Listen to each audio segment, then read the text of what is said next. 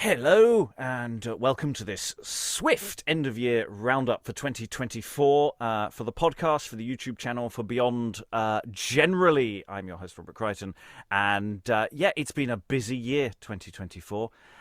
We have looked at certainly over 50 plays on the YouTube channel in exploring sessions, first and second looks over the year.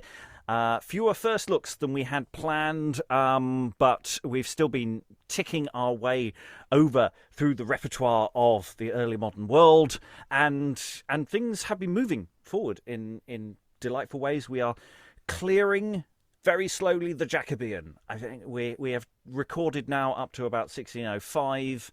And those 16 noughties, as it were, the number of plays left to do there is getting very low. And we've been dancing forward in the exploring sessions to the 1640s. The 1640s, those few years that we do there, they've been really quite fun. That's been a thing for the year of that we've found those really interesting. So all of those sessions that I've just been mentioning there, where we've danced through so many plays, they are coming, of course, to YouTube next year. We've been recording those in our normal exploring session format, of which next year, when we start up again, you can always sign up and join us for those. But we've been looking at, and you've got upcoming second looks at Ralph Royster Doyster. We did first looks at Michaelmas Term, Duchess of Malfi, The Sisters, The Amazon, The Antiquary, Revenger's Tragedy, Queen of Corsica, Messalina, Mayday, Laws of Candy. We finished off the Chester Mysteries cycle.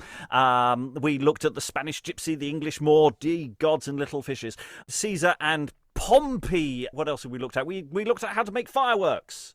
You want to burn things and blow things up, that's entirely possible. Women Beware Women, More Dissemblers Besides Women, The Ghost, A New Wonder, Woman Never Vexed, The Elder Brother, Julia Agrippina, The Honest Whore, the Lancashire Witches, The Atheist Tragedy, Mage Tragedy, The Guardian, Dick of Devonshire, and various other things that I haven't had time to throw in there. So they're all coming up next year because we recorded them this year. And for all of our online activity, the podcast side of things, we're creeping over 10,000 downloads for the year, and our overall stats for the in total on YouTube and on the podcast, we are pretty much at 150,000. So thank you to all those listeners and viewers out there for doing all of those things, and thanks to all the wonderful volunteers who do the exploring sessions and contribute to what we do here. You have helped keep everything ticking along, and your interest, even if you're not a paying Patreon as well. We have our wonderful patrons. And our patrons vote for the plays we do next. And a little later on, I'm going to say what the new patron voted play is going to be. For over on the podcast, of course, we do a whole host of things, mostly full cast audio adaptations. But we don't just do that. We've been doing discussion episodes, discussing Bruton drama, Love's Victory. We chatted with Mark Ravenhill. We danced around the play, The World and the Child, mirrored some magistrates. We went on the road to Bosworth Field. We discussed dramatic women in a number of episodes covering the tragedy of Marian and other plays of that ilk. We ploughed through 1566 and all that with Hamilton, our crossover adventure. We borrowed some feathers. We did live discussions of Travelling Players and Thomas Middleton. It just doesn't end. At the end of last year, we did our Revel season in London. That went down incredibly well. Those recordings are now coming online. In fact, by the time you listen to this, The Old Wives' Tale will be out there. Beware the Cat is out there, but it's on our Patreon, but it's free. You just have to subscribe to free, and you can listen to my performance of Beware the Cat. And in the early months of next year, The Tragedy of Cleopatra by Samuel Daniel, Dido, Queen of Carthage by Christopher Marlowe, and Arden of Faversham by the unknown, though people are leaning towards Thomas Kidd these days. Those adaptations are coming out in full. Rough versions do exist on our Patreon, but they will be coming out to everyone on the podcast in the early months of 2025. And we have also danced through fragments of plays: Panthea, the Shrewsbury Fragments, Astorildo and Carabunculo. We cried Christmas in Lincoln. We hanged Judas. Well, he hanged himself, actually. Well, actually, you don't quite get that far. He accidentally hangs himself early. We also released this last year Occupation and Idleness, The Conceited Peddler, The World and the Child, Bosworth Field, Priest the Barber. All of those are full cast audio adaptations that came out in 2024. And in the last vote, our wonderful patrons voted for us to do Thomas of Woodstock and Castle of Perseverance. Those are in the recording studio now. We are doing little bits and pieces of that, pulling that together. We've almost finished Res Publica. For those listening to the podcast for many, many years, I promised to do that about 5 years ago, and then a plague got in the way. We've also recorded live The Fall of Richard II, which is based on Mirror for Magistrates. We also recorded A Game at Chess. And not only that, we did nine readings of it. 9 readings of it online, thanks to, again, all our wonderful patrons and our Exploring Session regulars for making those things happen, because they voted for Game at Chess. And edits for that will also drop on the podcast in 2025, and that is getting there. It has, however, also been quite a frustrating year. A number of projects didn't happen. We keep reaching for the stars, and then we tend to fall down.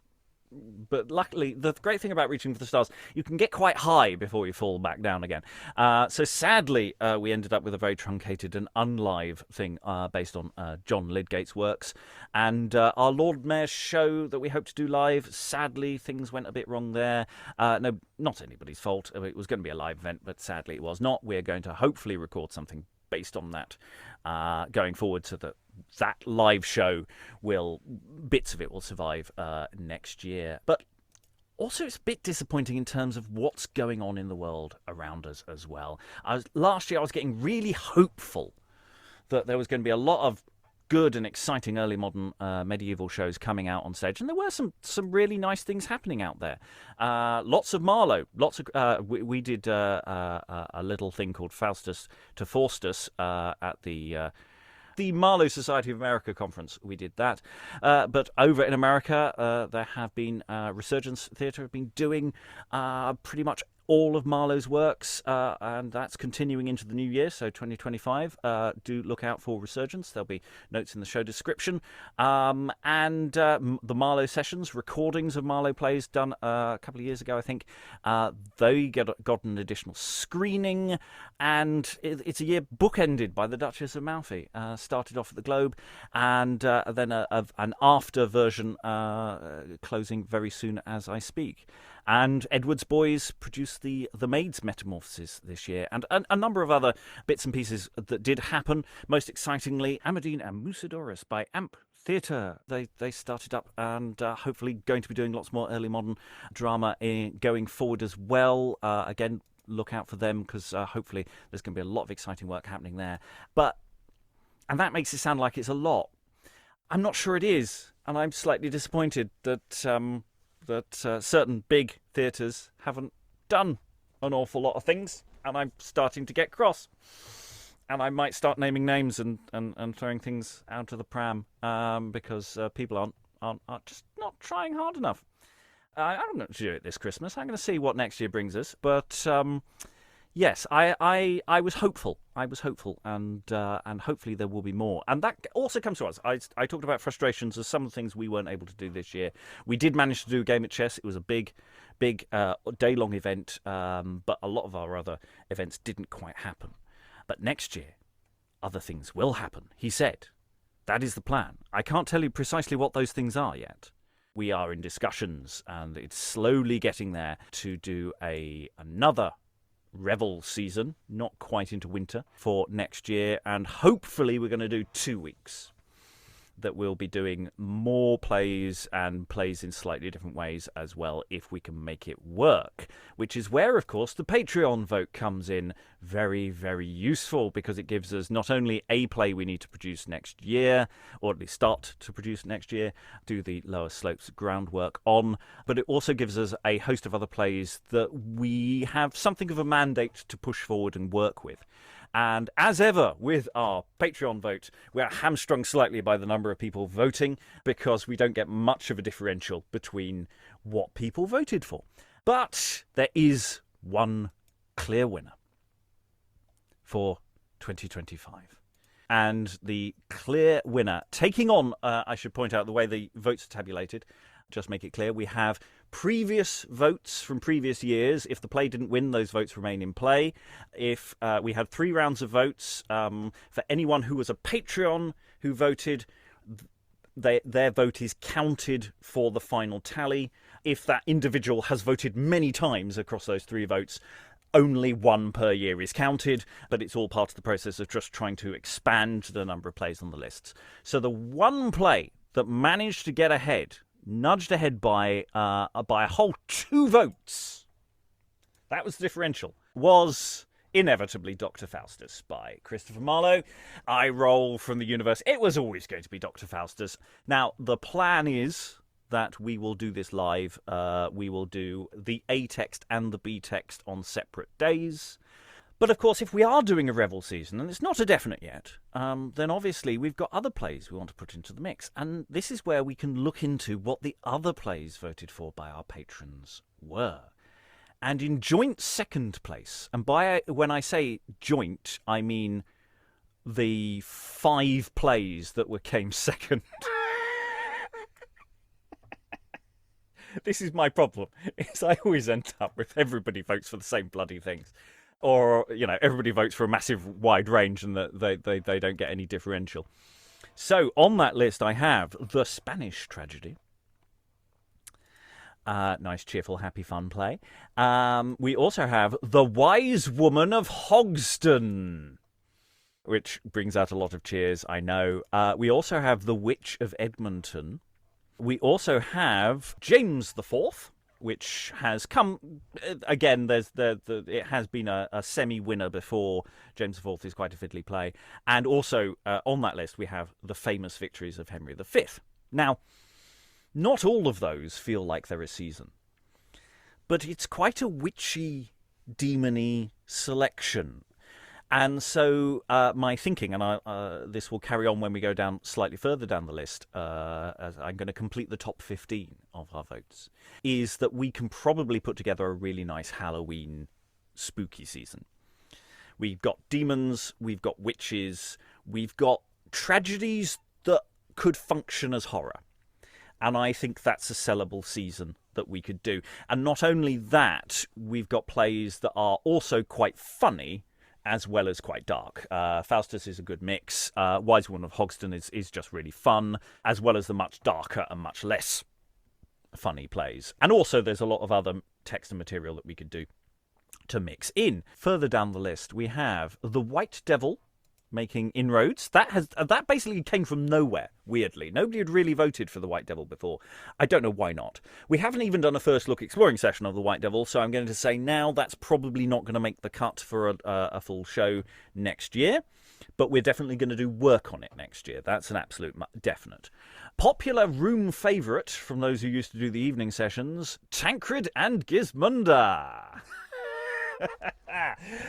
Which has, I think it's fair to say, someone in our Patreon has been lobbying quietly in the background for several years for us to do that one, and that's just quite keep going. And that is a dark, twisted story, which fits within horror and the supernatural. There's a vampire Cupid, and there are furies in the basement. And evil snakes. So and finally on that joint ranking, we also have The Tragedy of Hoffman, which is a hilariously horrible play. Starting with someone getting their head seared with a melton hot crown. So that's in the running. So again, a lot of those could happily fit within a season, and this is where I start going into the logistics of how much we can afford, how big our ensemble could be over a week to 2 weeks if we do that. Next down, as we're into the next joint about in the top 10-ish here, we have The Witch, which features a violin-playing cat. Friar Bacon of Friar Bungay, which again is also a supernatural play. We then also have The Atheist Tragedy, and then Two Angry Women of Abingdon, which keeps bobbing along. I don't know who keeps voting for it, but someone keeps voting for it. It's a slightly problematic play, but the first scene is brilliant.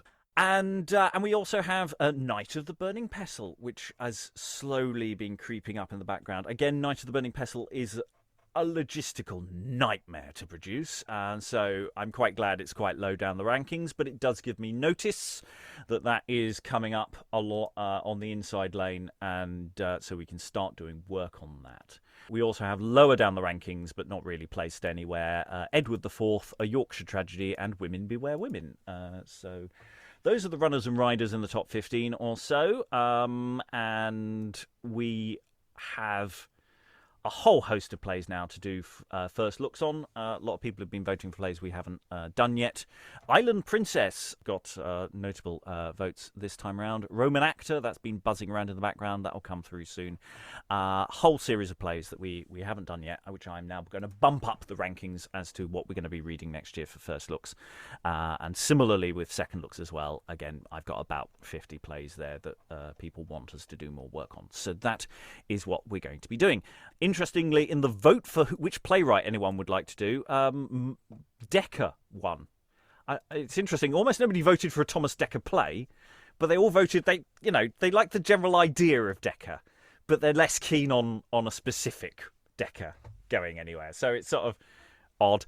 John Lilly was the big. He's joint winner of the playwright list. Was Lilly again this year? But Lilly's plays have fallen down in the rankings. Nobody really voted for Lilly this year, which was a shame. I really want to do Midas. I really do want to do Midas. It's one of my favourite Lilly plays. And alas, that didn't make it. General voting was joint winners were people wanted comedy and tragedy this year.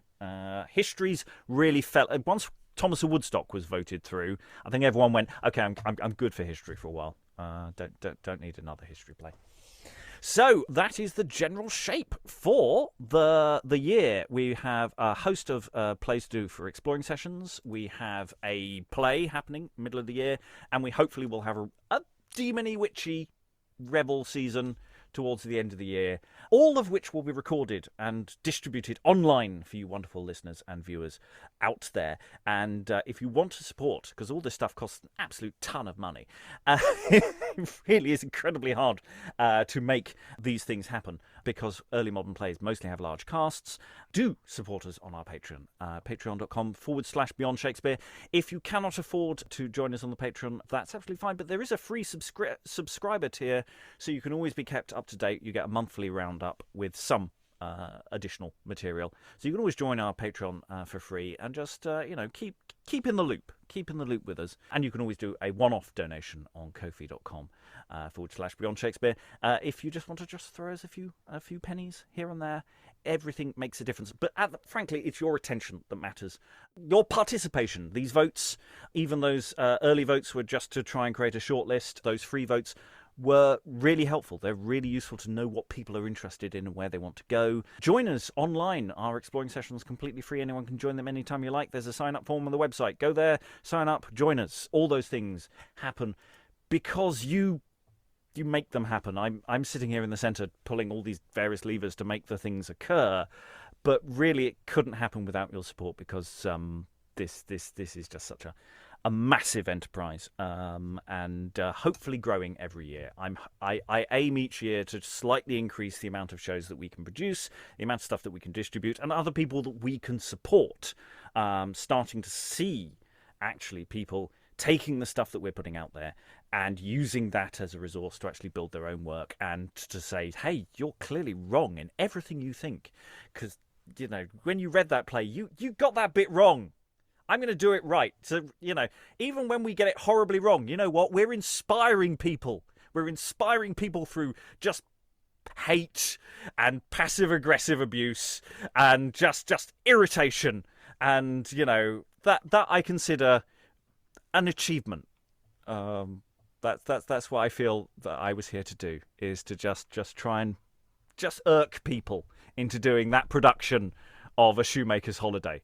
The only Dekker play that ever seems to get any votes. Otherwise, all that remains is thank all the wonderful viewers, all the wonderful listeners, all the wonderful participants, all the wonderful patrons, everyone who has kept everything going.